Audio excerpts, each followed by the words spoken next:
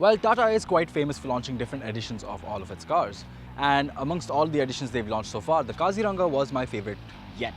However, we have the new dark red or the red dark edition in town. And it brings along a whole new slew of changes along with a few major upgrades in terms of electronics and safety, and it gives the interior a brand new look. The exterior, however, largely remains the same. So today we're going to go over everything that's new with the Tata Harrier Red Dark Edition.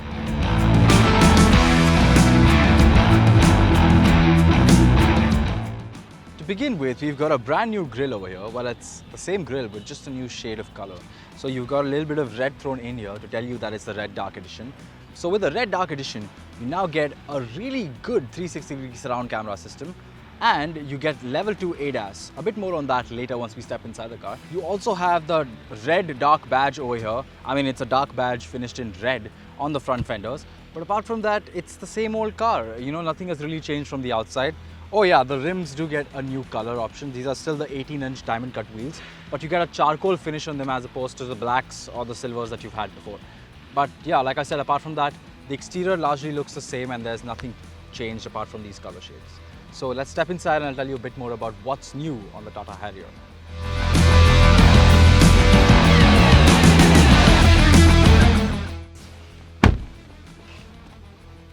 Well, so you've got a brand new 6-way adjustable powered seat option now for the driver, and just to make ingress and egress a bit easier, the seat kind of moves out of the way, which is kind of cool.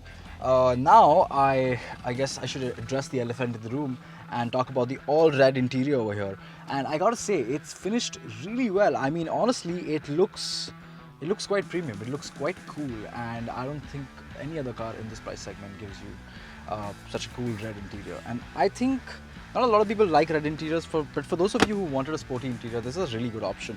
Now, you have a brand new screen over here. It's about 26 inches and 26 centimeters, and they've built it in collaboration with Harman. You've got the same old JBL surround sound system over here, the music system, and you've got a brand new TFT. So now you don't have the part analog, part digital display anymore. You have a full TFT over here, and I have to say that it is quite a handsome looking one. Additionally, you've got this new silver sort of like trim option over here for the front, which I think blends in quite well with the rest of the interior. And you've got this lovely panoramic sunroof. You've also got the dark insignia embedded in the headrest. And all in all, I think this interior looks quite cool and quite up there. And now, I guess I can tell you a bit more. So in the back seat, I would love to hop in the back seat, but nothing has really changed in the back seat. Everything remains largely the same, so there's nothing much to talk about.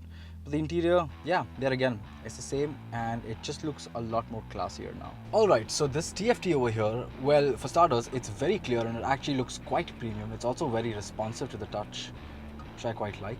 And this is big enough over here that you can do whatever you like and you can control whatever you want. So even though you have AC controls over here, you can go into it here. You have Android Auto and Apple CarPlay. You also have air purifier, so it can tell you what how pure the air is in your car. Now, all in all, I kind of like this system. It works quite well. It's simple.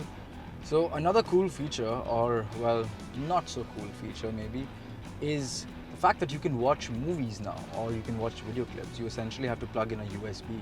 And here's a demo of one of these clips that you have over here. Sure, you have ADAS and whatnot now, but I just really hope that people don't misuse this feature or sit and decide to watch a movie while they're driving. Yeah, I suppose your passenger can enjoy a movie, but for the driver, yeah, I mean, hopefully whoever is going to operate this car is going to be disciplined enough to know otherwise. All you have to do is plug in a USB and you can play whatever movie you want. Now, it's got a 360-degree surround camera now, which, let me tell you, is quite clear. I mean, I really like the clarity of the system. Don't mind the garbage around here, but we had to find a quiet spot to shoot. And you got different views. You can have a 3D view if you want, that can point the camera in different places around the screen. So like if you want a front view, if you want a side view, you can just have the front mirror cameras, or you can have the rear over here. And all in all, this system works quite well. The camera clarity is there, and it's not a gimmick, it actually is quite clear. So props to Tata for that. The sound system is again just as good as it used to be. So while the center console is a 26 centimeter screen, here you've got a 17.78 centimeter screen, and you've got your rev counter on the side, you've got a fuel gauges over here, then you got a TFT in the middle, and it is a nice system. It works pretty well. I mean, it has limited functionality per se. You've got your driver assistance over here, and I feel like these menus could have been laid out a bit more neatly and a bit more accessible, but sure, once you get used to it, it shouldn't be much of a hassle. Navigation is not what you think it is, it's just a compass. And yeah, you got vehicle info, you can check your DEF levels, you can check your power, torque, you've got a G-force meter in a Tata Harrier for some reason, I suppose for when you're off-roading. And yeah, all in all, this system is quite nice. It's bright, it's quite readable even in the, when it's quite bright outside. However, some icons may be a bit small, but I think if once you know what those icons are and you get used to them, they're not really much of a bother. But all in all, I quite like this system. So I'm going to tell you about what the Tata Harrier is like to drive.